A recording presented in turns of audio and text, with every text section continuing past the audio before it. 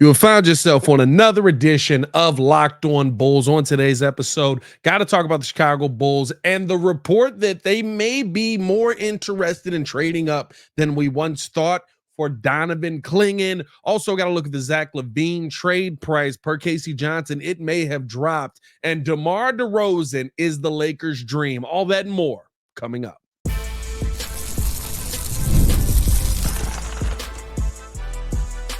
You are Locked On Bulls, your daily Chicago Bulls podcast. Part of the Locked On Podcast Network, your team every day.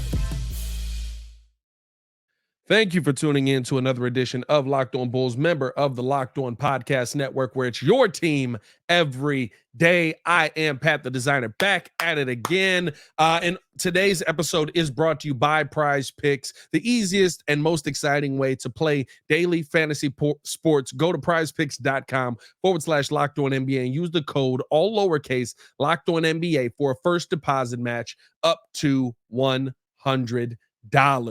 So, a report is out there now that the Chicago Bulls may be interested in trading up for Donovan, Clingan. This is very interesting because the Bulls would have to go essentially a good distance for them to be assured that they get up there. The report comes from ESPN's Jonathan Gavini on Chicago Bulls trading up. He says there's chatter around the league that the teams such as Portland, Memphis, and Chicago might look into moving up to draft Clingan earlier than this. But in this mock draft scenario, he falls right into the Trailblazers' lap. Clingan brings size, length, effective defensive prowess, nonstop intensity, and passing ability, along with a back-to-back national championship pedigree. He has plenty of room for growth alongside the Blazers' core at just 20 years old. This is very, very interesting because of a couple of things, right? When I look at Donovan Clingan's game, do I see somebody who I would say is the most elite rebounder in the game right now? I don't know if I'd go out there and say that. And if I'm looking at a big man, that's something that I do look closely at. But what I will say about Donovan Clingan is I agree with a lot of what was said there. He is a rim runner. He's somebody who I believe gets up and down the floor very well. I think that he is a rim protector, and that's something the Chicago Bulls have not had for a while, outside of maybe Andre Drummond in some sporadic moments because of either him being in foul trouble or lack of use from Billy Donovan. Both things could be true, and we've seen both things kind of be true in the sense of the word. But to me, Donovan Clingan is most interesting because I think that he is in a draft where you're sitting there saying, I don't know if there's any stars here. I don't know if there's anybody that I see that has superstar potential or that has, this guy's going to be a 15-year Al Horford type of player, right? I don't know if that guy's here, especially when you're talking about the big man position. But what I do see is if the Bulls were to trade up in this draft, if you're going after Donovan Clingan, you're essentially going after the best of the best that this draft can offer. Now, of course, Alex Sarr is number one, but outside of that, I think you still kind of get like that you're getting the top talent that you can get in this draft. Now, is this the draft to do that? That's the real question. And I think that's the part where, for me, right, if you're sitting at 11 and we end up with Kyle Filipowski, am I that upset right now? No. Am I upset 10 years from now? Maybe. But right now, right, I think Kyle Filipowski is not a bad name for the Chicago Bulls to be able to go out there and get. But if you're going to trade up, if you want to attack this, if you want to come out of this with one of the best players that you can, Donovan Clingan is that player, and that does make this very interesting to me to hear. And my brain instantly goes, okay, who are the teams that you got to trade up with? And the reason that part of the article where it talks about Portland, the pick basically falling to Portland is so interesting because Portland's sitting at 7 right now. So Portland doesn't have to do anything to move up for Clingan if he ends up falling to them, more than likely, right? So you would think Clingan's probably going between that 3 to 7 range. Where do you see the Chicago Bulls kind of fitting in there and maybe being able to get a draft pick out of that, right? And so the first team I go to, listen, let's get right ahead of the Portland Trailblazers. If we're going to do something, let's put ourselves in a position to be above them.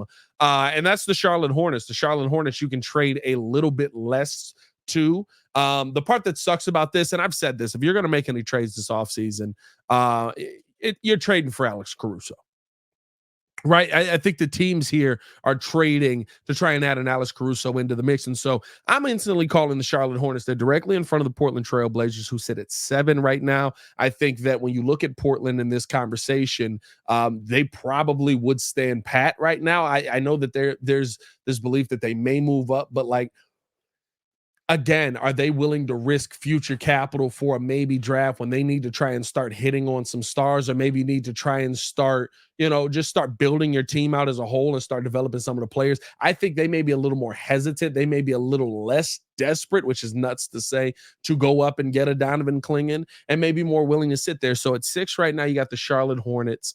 And I think you're talking about a trade of Alex Caruso and possibly that Portland pick, more than likely that Portland pick, and a future second round pick. The Bulls' next second round pick would be in 2028. I think something like that could get the deal done because they have young players on that Charlotte team already. You have young players that you feel can be stars on that Charlotte team already. And so you need to figure out the coaching situation first and foremost. But because I don't know if you got the right guy again. It is what it is. But but I think that when you're looking at a guy like LaMelo Ball, when you're looking at Mark Williams, when you're looking at Brandon Miller, when you're looking at guys that are already there, you've got the young guys in place. You need something like what the Bulls are trying to do here with Alex Caruso, that veteran presence that's going to come in. And that's what they had hoped Gordon Hayward was going to be. But Gordon Hayward couldn't stay healthy on the floor. But that veteran presence that comes in and says, yo, I'm not taking no nonsense. I'm not taking no mess. We're going to figure this out. And we're going to make this thing work. You have to work with me. I think there may be a chance as well that Alex Caruso signs there because of the young talent that's there. That means there's more longevity there. Now, the coaching situation aside, I don't know if that would play a factor in that. But I think that Charlotte would be open to taking back Alex Caruso because you're talking and the future picks, because you're talking about still getting draft capital for the future. And you're also looking at that team and saying, we got to find a way to start adding some guys to this team who are going to elevate the work ethic of this team. Remember last season, they're getting beat by like 50 and they're all sitting on the bench, key and just, oh my God, it's the greatest thing ever. I can't believe we're getting beat by 50, but we're all millionaires. You know what I mean? Like, that's kind of the vibe. At least that's the vibe that was given off when you're getting your head kicked in. You're not worried about the game. You don't care about the game that's going on. And so I think maybe Alex Caruso comes into the room and you're hoping that he's able to elevate that heading into next season. Let me know your thoughts on a Charlotte trade. Would you make that deal? The other deal that I think would be in place, and this was an interesting one because I remember as soon as the season ended, we got a message from host of Locked On Rockets basically saying Caruso and 11 for 3. And I think that's what it would cost. And I would absolutely be in on that. There's already talent on that team. There's already young players on that team who have taken a step forward. Ime Udoka has finally gotten through the rest of everybody's head in there that, hey, listen, Alperen Şengün is the best player on this team. We're not going to keep mistaking this. He's going to go out there and be our guy. You've already got Dylan Brooks on the team. You've got Fred VanVleet. You can get Alex Caruso in there on a little bit of money, extend him. That's another spot where you are definitely in the playoff race if you possibly add Caruso into that mix. You're also getting 11, which means you still have the ability to add a young player in. I think that that's also a deal that I would be willing to do because now you're getting 3 in that scenario. And the reason that I say that is because, like I said, Portland may not be desperate. They shouldn't be in a position where they're like, we're going to get rid of all these future assets to try and move up in the draft and add to this team. But if there's anything that we've learned from Portland over the time that Portland has been a team, it's that they make bad decisions. They pick the wrong guys. They do the wrong things. You know what I'm saying? Like, if there's anything we've learned about the Portland Trail Blazers over the existence of this team, they don't make good decisions. So do I think that Portland shouldn't trade up and possibly should stay at 7 and maybe develop the guys they have? Of course I do. Do I think that they're that smart? No.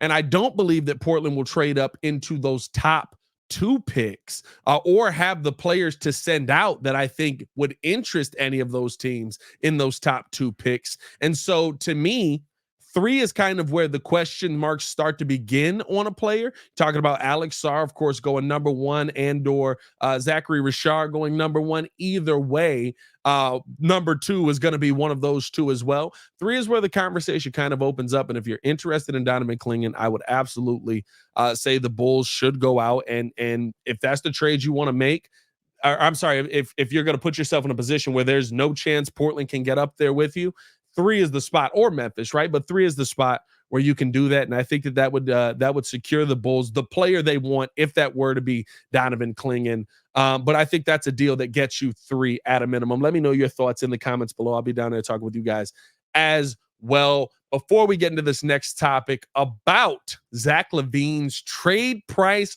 dropping per Casey Johnson, we got to tell you guys all about our next sponsor. And sponsor on this week's show is PrizePicks. Listen, we've been telling you guys about PrizePicks the entire time we've been doing this show, and nothing has changed except the money is going in the right direction. There's playoffs right now. The finals is on. Get in on this playoff action and win up to 100 times your money on PrizePicks, as well as the world's best player, as you and the world's best players, I should say, take the game to a new level during basketball's postseason. You can now win up to 100 times your money on PrizePicks with as little as 4 correct picks. You can turn $10 into $100 with basketball, hockey, and college basketball entries on PrizePicks, America's #1 fantasy sports app. I mean, listen, all you got to do, like I continue to say, go into the app, you download the app, you pick more or less on your favorite player, and you just continue to watch the winnings roll in. If you get 4 picks right, guess what? You're the winner. And that's all it comes down to for you to get 100 times on your money. Download the app today and use the code LOCKEDONNBA for a first deposit match up to $100. Download the app today and use the code LOCKEDONNBA for a first deposit match up to $100. Once again, download the app today and use the code LOCKEDONNBA for a first deposit match up to $100. PrizePicks, pick more, pick less. It's that easy.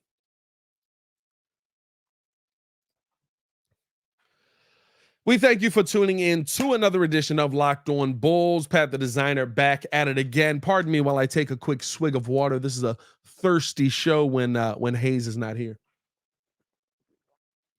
Oh, thank you for that. Thank you for that quick second for me to refresh myself. As we get into this next topic, Zach Lavine trade price reportedly going the wrong direction, according to Casey Johnson. He said this in his mailbag recently. I do get the sense that both sides are motivated to make something work this offseason. I don't think the Bulls will take an awful deal if little materializes, but I do get the sense they're open to the possibilities open to more possibilities than before. More to the point, I've reported before what their asking price was: all-star level talent, first-round picks, or both. And my sense is that it has dropped significantly. And listen, here's where I start with this. AK, horrible job GMing when it comes to Zach Lavine. I'm sorry. I understand, and I am one of the few people, at least this is my belief on how things have worked out, right? I understand that you had to sign Zach Lavine. I believe that there is a stigma that has been around the Chicago Bulls, that the Chicago Bulls will use you, abuse you, and then spit you out. And I think that stigma was starting to die off. It happened with Jordan, right? Remember, everybody was talking about, you couldn't pay the best player in the world. You couldn't find a way to put, more money in the best player in the world's pocket throughout his NBA career. So it happened with Jordan, and it started to die down. And then all of a sudden, right, you get the Derrick Rose conversation. You get the, hey, you guys kind of turned your back on your own. Why would I want to come to Chicago? Why would I want to be in a place that is willing to turn their back on their own player? And I understand previous regimes, previous people who were working in that front office, all of those things take account, right? But in the players' minds that are signing there, you're the Chicago Bulls. And so AK kind of wanted to set this precedent in my mind that, listen, we're going to be more loyal to the guys that have been here. I'm going to pay Zach Lavine to be here because, one, the money around the NBA is going astronomically through the roof. And so if he's at a minimum healthy and still playing at a solid scoring level, we'll be able to move him. That has not been the case. He has been injured most seasons since he has signed the contract, almost all of the seasons since he signed the contract. He has played through some of that injury, but he has not played at the same level. We've kind of seen those moments where he looks like the 28-point per game Zach Lavine. Those nights have also ended in losses at times because there just wasn't enough production around the rest of the team when he was scoring at his highest. But I say all this to say, I think that the Bulls went into this Zach Lavine signing with the intentions of, we're going to change the mindset that people have around the Chicago Bulls in totality, which I am willing to give you leeway on. That's just me. I know a lot of people don't like that, but that is my opinion on that. I'm willing to say I understand why you did that. Where my problem comes in is where you saw things going south, deals were offered to you that you could have absolutely turned this entire franchise around with. And the Zach Lavine trade to New York is absolutely one of those where you could have got a good chunk of the players that we just saw playing well in the playoffs for the New York Knicks. You could have got some of the players who played solid down the stretch at the end of the season who were traded to the Toronto Raptors. Of course, RJ Barrett was supposed to be included in that deal. RJ Barrett would be a decent forward on this team right now. I'm not saying that he would be a superstar, but you know what he would be? On the court. And so you've kind of fumbled this bag in your own way, especially when you look at that Knicks trade, because guess what? You could have got first-round picks as well. You could have got everything that you went out asking for Zach Lavine this season if you make the trade last season with the New York Knicks. But no, I digress on all of that. You let that go by the wayside. And so I look at now the situation of the price dropping as you finally saying, I might have screwed up. Guess what? You screwed up. How you have handled this Zach Lavine trade situation for 3 years now, essentially, you screwed up and you kept hoping for, oh, maybe this will happen and this will come back and we'll make this addition and we'll make this change and he'll become the player that we thought that he could be. Guess what? He did not. And so now you got to hold that and you got to change your expectations on what you're going to get back. I think at this point, the Chicago Bulls will be happy to get some one-year contracts that end up ending at the end of this season for you to be able to get some money back on the books and open up some cap flexibility. I think that the Chicago Bulls will be lucky if they are able to get some sort of draft capital back. And at this point, I'm talking about second-round picks. First-round picks, to me, if I'm the team on the other side, are absolutely out the window. We talked about the Zach Lavine possibility of a trade, me and Hayes, to Orlando. And to me, all right, we're talking about a Zach Lavine trade to Orlando, and Hayes talked about, well, do you think that they would be willing to part with that first pick? And I saw some people in the comments who were like, well, Pat, why wouldn't you want the Orlando Magic's first round pick? The first round pick from the Orlando Magic, by the way, this season sits at, let me double check this here, the 18th overall pick. Well, Pat, why wouldn't you want that and maybe some players back? I would love to have the 18th overall pick, but if I'm the Orlando Magic, I'm working from a place of leverage. You're not pushing me around. You're not telling me what you want. I'm giving you what you want to get in this deal, because guess what? At this point, you're in a lose-lose situation, because the reports around Zach Lavine, especially as of late, and Casey Johnson addressed this in his mailbag as well, both sides want this thing over with. Both sides want to be done with the forced marriage that you're in, right? At this point, you're living in this, we both hate each other relationship, but we got kids, so we want to make this thing work. And it's not working out for anybody here. So I just think that, to me, realistically speaking, the fact that the price dropped on Zach Lavine is not surprising to me. And I look right at AK and I just say, what the heck did you think was going to happen? You've played hardball with these teams for 3 years now, and now it's turning around to bite you in the butt. Good job. You succeeded. you are now once again in a very similar spot to why teams wouldn't operate with guard packs. You are now in a very similar spot to why teams basically said, we would pick up the phone to talk to you, but every time we try to talk to you, you make unreasonable demands and unreasonable requests. And so we don't feel like even answering the phone for you anymore. So I understand why you did things in the beginning, but how you have operated through the process has put you right back into the situation that you were trying so hard by paying Zach Lavine to get out of, at least from an organizational standpoint. And it's an absolute joke of a job by the Chicago Bulls front office. Let's finish it off talking about getting rid of yet another talented player on the Chicago Bulls team. DeMar DeRozan is reportedly the Lakers' dream landing. This is from a Bleacher Report report. We'll talk about that and more after this.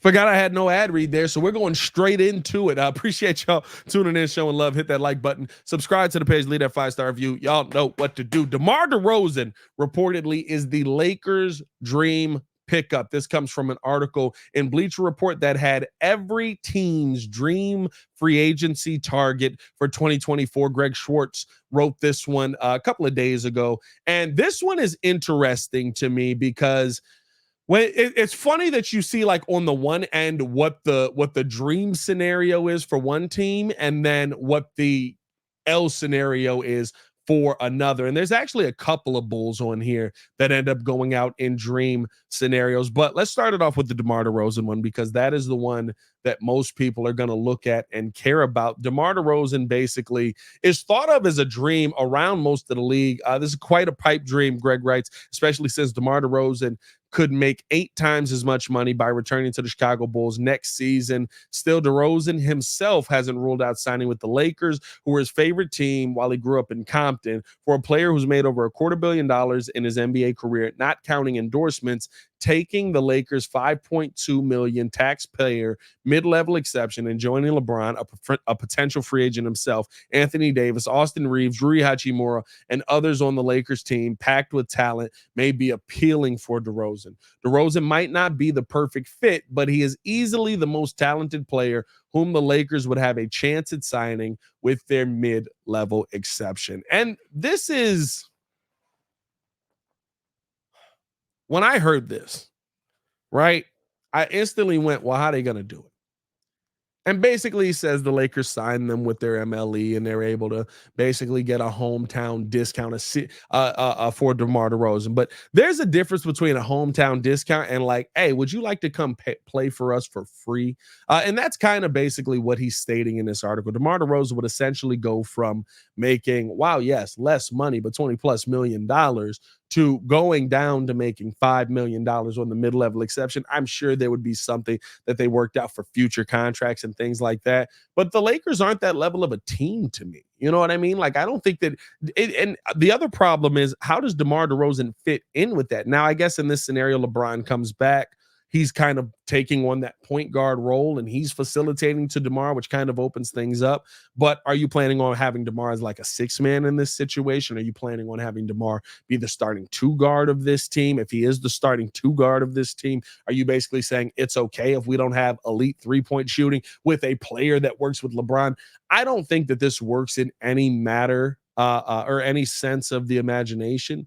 I think that this is a non-starter conversation right now. 1, for the money, 2, for the fit. Not to say that the Lakers wouldn't be interested in DeMar DeRozan, but I just think that to me, you're more interested in DeMar DeRozan if there's a certain person on your team that maybe doesn't come back, named James, right? Because then you're talking about, okay, we need somebody who can be a scorer alongside Anthony Davis with some of the talent that we currently have here. I don't know if it's a fit with LeBron James on the team. But that would be, in a sense, the Chicago Bulls just letting DeMar DeRozan walk away and hit free agency. And that hasn't been the report. The report on these teams is that both sides are still trying to work something out. So we'll see what it ends up being. I think that this is no conversation right now, realistically. And I think that it's something that I'm not even staying up at nights about. I do think DeMar DeRozan could be on the move. But I think that if anything, it would be a sign and trade scenario where the Bulls kind of do right by him, which makes it interesting because the Bulls supposedly dream free agent signing is Tobias Harris, who, I mean, I guess he's younger than DeMar. He's 31 years old. He's 17 points a game, 6.5 rebounds a game. And he's been on a team that he's basically kind of been relegated to, like, we don't really want you to do anything but be a spot up shooter. He was a little bit more this season, but for the most part, I think that you could utilize Tobias Harris more than how he was utilized in the Sixers organization. But aren't you just doing the same thing again? Aren't you just running back the same scenario, the same conversation in a more great value? DeMar DeRozan right now is a better player than Tobias Harris is. Now, I guess you get more from Tobias defensively, but on the offensive end, I think that DeMar is way better than Tobias Harris is. Now, I guess in a sense, if you were to talk about, and in this article, it talks about everyone still being on the team. If you're talking about the possibility of maybe keeping majority of this team together, right? In this one, it has Lavine, DeRozan, and Nikola Vucevic all still on the team. But to me, I'd say probably you're looking at a Kobe White, DeMar DeRozan, Nikola Vucevic scenario. If you bring in Tobias Harris as your 3, you could do a lot worse. But you got to find a way to make the money work. If the Bulls were to get to their mid-level non-taxpayer exception, you would have a $12.9 million contract that you could offer Tobias Harris, which I guess is interesting because I've always felt like Tobias Harris was underutilized in Philadelphia. But I mean, listen, if you can get him at like 13 mil, fine.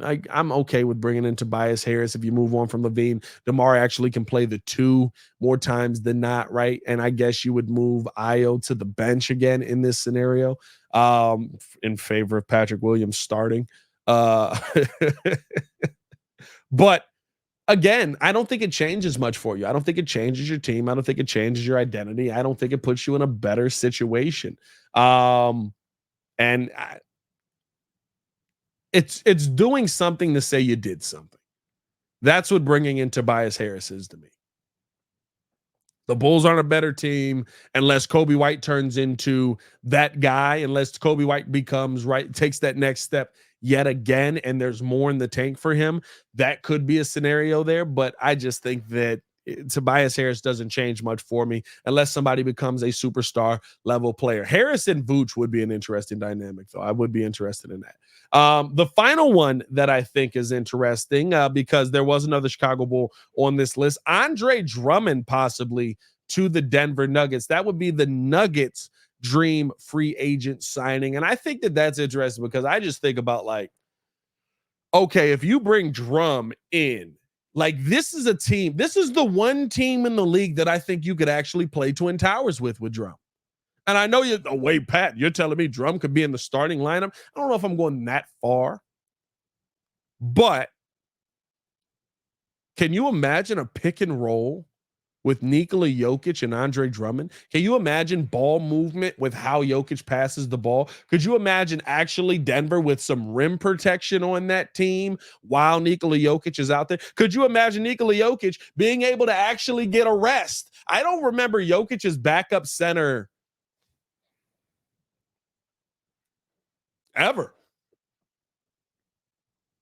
JaVale spent any time there? I don't think he did. I really don't remember a Nikola Jokic backup center that was impactful and you could just leave out there. Andre Drummond, at a minimum, you can do that. So I think that would be a very deadly combination if they were to do something like that.